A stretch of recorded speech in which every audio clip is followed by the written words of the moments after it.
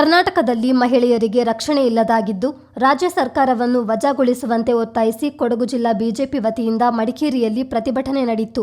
ನಗರದ ಜಿಲ್ಲಾಡಳಿತ ಭವನದ ಎದುರು ಜಮಾಯಿಸಿದ ಪಕ್ಷದ ಮುಖಂಡರು ಹಾಗೂ ಕಾರ್ಯಕರ್ತರು ಕಾಂಗ್ರೆಸ್ ಸರ್ಕಾರದ ವಿರುದ್ಧ ತೀವ್ರ ಆಕ್ರೋಶ ವ್ಯಕ್ತಪಡಿಸಿದರು.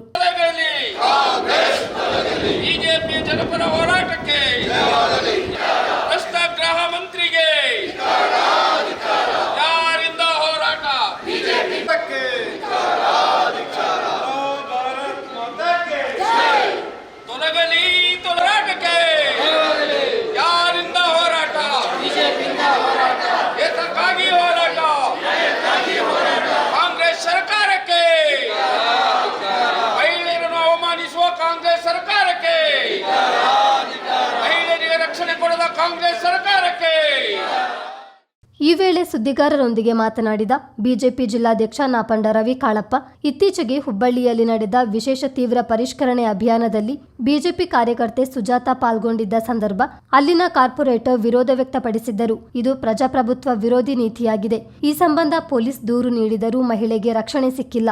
ಬದಲಿಗೆ ಸುಜಾತಾ ಅವರನ್ನೇ ಬಂಧಿಸಿ ದೈಹಿಕ ಹಿಂಸೆ ನೀಡಿ ವಿವಸ್ತ್ರಗೊಳಿಸಿದ್ದಾರೆಂದು ಆರೋಪಿಸಿದರು. ಸುಳ್ಯ ಶಾಸಕಿ ಭಾಗೀರಥಿ ಅವರ ಫೋಟೋ ಬಳಸಿ ಅವಹೇಳನಕಾರಿ ಬರಹಗಳನ್ನು ಹಾಕಿ ಸಾಮಾಜಿಕ ಜಾಲತಾಣದಲ್ಲಿ ಕಾಂಗ್ರೆಸ್ ಪಕ್ಷದ ವ್ಯಕ್ತಿ ಪ್ರಚಾರ ಮಾಡಿದ್ದು ಇಡೀ ಸಮಾಜಕ್ಕೆ, ದಲಿತ ವರ್ಗಕ್ಕೆ ಮಾಡಿದ ಅವಮಾನ ಎಂದರು. ಮಹಿಳೆಯರಿಗೆ ರಕ್ಷಣೆ ಕೊಡುವಲ್ಲಿ ರಾಜ್ಯ ಕಾಂಗ್ರೆಸ್ ಸರ್ಕಾರ ಸಂಪೂರ್ಣ ವಿಫಲವಾಗಿದ್ದು ರಾಜ್ಯಪಾಲರು ತಕ್ಷಣ ಈ ಸರ್ಕಾರವನ್ನು ವಜಾಗೊಳಿಸಬೇಕೆಂದು ರವಿ ಕಾಳಪ್ಪ ಒತ್ತಾಯಿಸಿದರು. ಇಡೀ ಕರ್ನಾಟಕದಾದ್ಯಂತ ಏನು ರಾಜ್ಯದಲ್ಲಿ ಸರ್ಕಾರ ಮಾಡ್ತಿದೆ ಕಾಂಗ್ರೆಸ್, ಇದರ ಒಂದು ದುರಾಡಳಿತ, ಮಹಿಳೆಯರ ವಿರುದ್ಧ, ದಲಿತರ ವಿರುದ್ಧ ಒಂದು ರಾಜ್ಯದಲ್ಲಿ ರಕ್ಷಣೆ ಇಲ್ಲದಂಥ ಪರಿಸ್ಥಿತಿ ಆಗಿರುವಂಥದ್ದು. ಇದನ್ನು ಎದುರಿಸಿ ಭಾರತೀಯ ಜನತಾ ಪಾರ್ಟಿ ವತಿಯಿಂದ ಎಲ್ಲ ಕಡೆ ಪ್ರತಿಭಟನೆ ಆಗ್ತಿದೆ. ಅದೇ ರೀತಿಯ ಕೊಡಗು ಜಿಲ್ಲೆಯಲ್ಲಿಯೂ ಸಹ ಜಿಲ್ಲಾಧಿಕಾರಿಗಳ ಕಚೇರಿ ಮುಂದೆ ನಾವು ಪ್ರತಿಭಟನೆಯನ್ನು ಮಾಡ್ತಾಯಿದ್ದೇವೆ. ಮೊನ್ನೆ ಹುಬ್ಬಳ್ಳಿಯಲ್ಲಿ ಒಬ್ಬ ಮಹಿಳೆ ಸುಜಾತಾ ಎಂಬುವರು ಏನು ಈಗ SIR ಆಗ್ತಾ ಇದೆ, ಈ ವಿಚಾರವಾಗಿ ಅವರೊಂದು ಅಲ್ಲಿಯ BLA-2 ಆಗಿ ಏನು ಬೂತ್ ಲೆವೆಲ್ ಏಜೆಂಟ್ ಏನು ಪಕ್ಷದಿಂದ ಮಾಡ್ತಾರೆ ಅವರಾಗಿರ್ತಾರೆ. ಅವರು BLO ಜೊತೆಯಲ್ಲಿ ಏನು SIR ಈ ವಿಚಾರವಾಗಿ ಈಗ ಮತಪಟ್ಟಿ ಪರಿಷ್ಕರಣೆ ಆಗ್ತಿದೆ, ಈ ಕಾರ್ಯಕ್ಕೆ ಅವ್ರ ಜೊತೆ ಹೋಗುವಂಥ ಸಂದರ್ಭದಲ್ಲಿ ಅಲ್ಲಿಯ ಒಬ್ಬ ಕಾರ್ಪೊರೇಟರ್ ಇದನ್ನು ವಿರೋಧ ಮಾಡೋ ಮುಖಾಂತರ ಭಾರತೀಯ ಜನತಾ ಪಾರ್ಟಿಯ BLA-2 ಅವ್ರ ಜೊತೆ ಹೋಗೋದನ್ನು ಅಲ್ಲಿ ವಿರೋಧ ಮಾಡುವಂಥ ಕೆಲಸವನ್ನು ಮಾಡ್ತಾರೆ. ಇದೊಂದು ಪ್ರಜಾಪ್ರಭುತ್ವ ವಿರೋಧಿ ನೀತಿ ಇವ್ರದ್ದು ಕಾಂಗ್ರೆಸ್ದು. ಅವರನ್ನು ಅದರ ವಿರುದ್ಧ ಅವರು ಪೊಲೀಸಿಗೂ ಕಂಪ್ಲೇಂಟ್ ಮಾಡ್ತಾರೆ.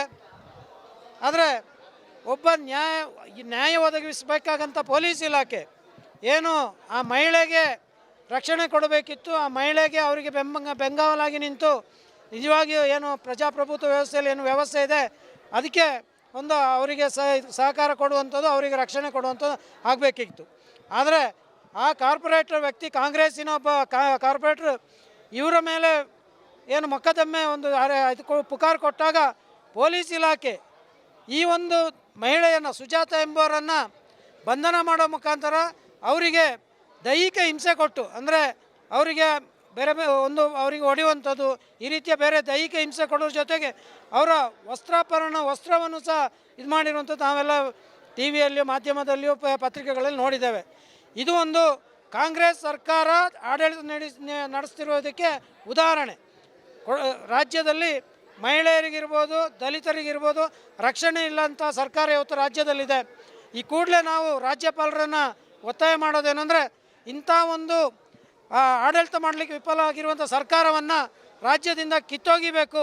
ಮಹಿಳೆಯರಿಗೆ, ದಲಿತರಿಗೆ, ಹಿಂದುಳಿದ ವರ್ಗದವರಿಗೆ, ಪಾಪದವರಿಗೆ ಒಂದು ರಕ್ಷಣೆಯನ್ನು ಕೊಡುವಂಥ ಸರ್ಕಾರ ಬರಬೇಕು. ಜನಪರವಾದಂಥ ಸರ್ಕಾರ ಇರಬೇಕು. ಜನ ವಿರೋಧಿ ನೀತಿಯನ್ನು ಅನುಸರಿಸುವಂಥ ಸರ್ಕಾರವನ್ನು ಈ ಕೂಡಲೇ ಇಲ್ಲಿಂದ ವಜಾ ಮಾಡಬೇಕು ಅಂತ ಕೇಳ್ಕೊಳ್ತೀವಿ. ಅದೇ ರೀತಿಯಲ್ಲಿ ನಮ್ಮ ಸಮೀಪದ ಸುಳ್ಯದ ಒಬ್ಬ ಶಾಸಕಿ ಭಾಗೀರಥಿ ಅಂತ ಹೇಳುವಂಥವ್ರು, ಅವರು ಪಾಪ ಎಲ್ಲ ಕಡೆ ಓಡಾಡ್ಕೊಂಡು ಒಬ್ಬ ದಲಿತರಾಗಿ ಕೆಲಸ ಮಾಡ್ತಾಯಿದ್ರೆ, ಇವರ ಈ ದಲಿತ ನೀತಿ ವಿರೋಧಿ ನೀತಿಯಿಂದಾಗಿ ಆಕೆಯ ಬಗ್ಗೆ ಒಂದು ರೀತಿಯಲ್ಲಿ ಅವಮಾನಿಸುವಂಥ ಒಂದು ಇದನ್ನು ವಾಟ್ಸಪ್ಗಳಲ್ಲಿ ಹಾಕುವಂಥದ್ದು ಇವರ ಸಂಸ್ಕೃತಿ. ಇದೇ ಸಂದರ್ಭ ಜಿಲ್ಲಾಡಳಿತ ಮೂಲಕ ರಾಜ್ಯಪಾಲರಿಗೆ ಮನವಿ ಪತ್ರವನ್ನು ಸಲ್ಲಿಸಲಾಯಿತು. ಪ್ರತಿಭಟನೆಯಲ್ಲಿ ಮಾಜಿ ಶಾಸಕ ಕೆಜಿ ಬೋಪಯ್ಯ, ಮಾಜಿ ಎಂಎಲ್ಸಿ ಸುನಿಲ್ ಸುಬ್ರಹ್ಮಣಿ, ಪಕ್ಷದ ಮುಖಂಡರಾದ ರವಿ ಕುಶಾಲಪ್ಪ, ರಾಬಿನ್ ದೇವಯ್ಯ, ಅನಿತಾ ಪೂವಯ್ಯ, ಮಹೇಶ್ ಜೈನಿ, ತಳೂರು ಕಿಶೋರ್, ನಾಗೇಶ್ ಕುಂದಲ್ಪಾಡಿ ಸೇರಿದಂತೆ ಮತ್ತಿತರರು ಪಾಲ್ಗೊಂಡಿದ್ದರು.